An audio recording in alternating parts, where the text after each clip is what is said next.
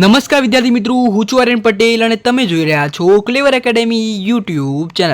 તો આજના વિડીયોની અંદર આજે આપણે જોવાના છીએ ધોરણ 11 વિષય સ્ટેટ મોસ્ટ આઈએમપી દાખલાને થિયરી જોવાના છીએ।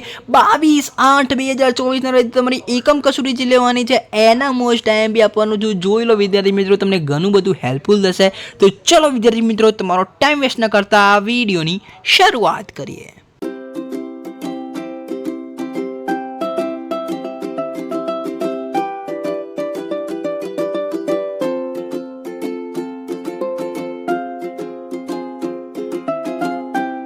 પહેલાં તો વિદ્યાર્થી મિત્રો તમને કહી દઉં કે તમારે આ એકમ કસોટીની અંદર સ્ટેટની અંદર ઓનલી ચેપ્ટર નંબર 3 પૂછવાનું છે, એટલે ચેપ્ટર નંબર 3 તમને કમ્પ્લીટ આવડવું જોઈએ।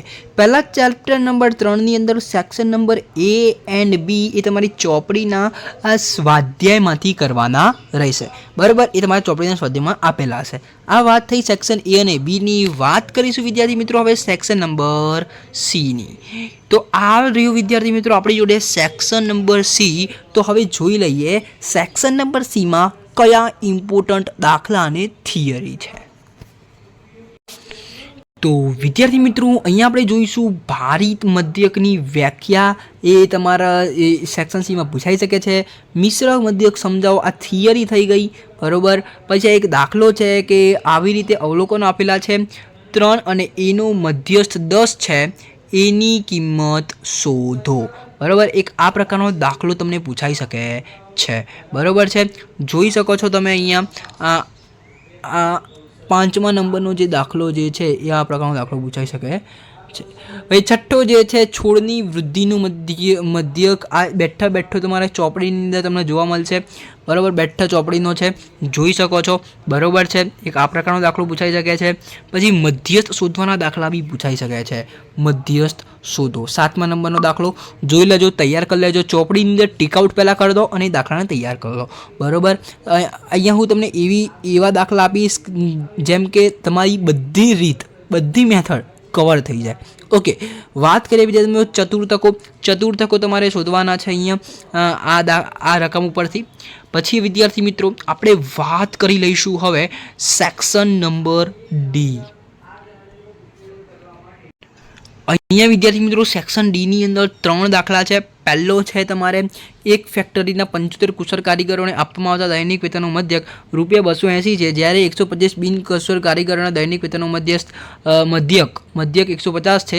બધા કારીગરના વેતનનો મધ્યક શોધો। પહેલો દાખલો આ રહેશે।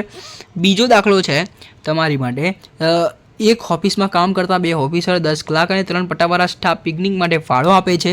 દરેક વ્યક્તિને ફાળો નીચેના કોષ્ટકમાં આપેલ છે।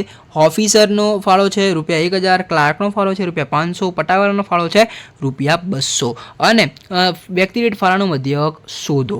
અને આપણો ત્રીજો દાખલો છે એ છે 90 વિદ્યાર્થીઓના એક સમૂહમાં મનોરંજન પાછળના માસિક ખર્ચની વિગત નીચેના કોષ્ટકમાં દર્શાવેલ છે, મધ્યક શોધો। તો આ પ્રકારની રકમ આપેલી છે અને આનો મધ્યક તમારે શોધવાનો છે, બરાબર છે। તો આ 3 દાખલા થયા તમારા સેક્શન નંબર Dની અંદર, ઓકે। તો હવે આપણે વાત કરી લઈશું સેક્શન નંબર Eની, ઓકે।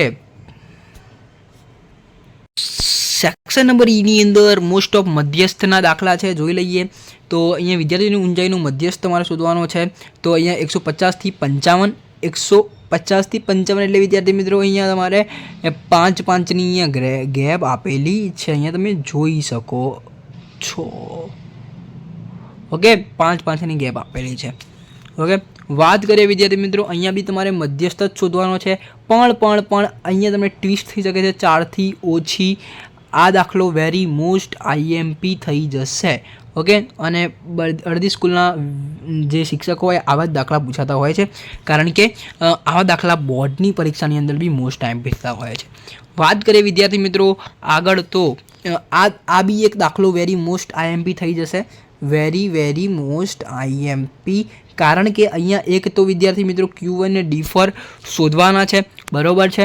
અને એક વસ્તુ અહીંયા છે કે અહીંયા કોઈ સરખું છે નહીં અને 55 અને વધુ અહીંયા આપેલા છે એટલે, ઓકે। તો જોઈ લેજો વિદ્યાર્થી મિત્રો આની અંદર આ બી દાખલો વેરી મોસ્ટ આઈએમપી, ચોથો અને 5મો મોસ્ટ આઈએમપી થઈ જશે। એક આયરો દાખલો અને એક દાખલો પહેલાં ચોપડીની અંદર ટીક આઉટ કરો. ટીક આઉટ કરીને જે બી સ્ત્રોતમાંથી તમારે શીખવું હોય શીખી લો અને દાખલાને પાકો કરી લો. તો વિદ્યાર્થી મિત્રો, આ વિડીયો તમને સારો લાગે તો વિડીયોને લાઇક કરજો, ચેનલની અંદર નવા ચેનલને સબસ્ક્રાઇબ કરજો, બેલ આઇકનને જરૂરથી પ્રેસ કરજો. મળીશું નેક્સ્ટ વિડીયોમાં. ત્યાં સુધી good bye, take care, all the best.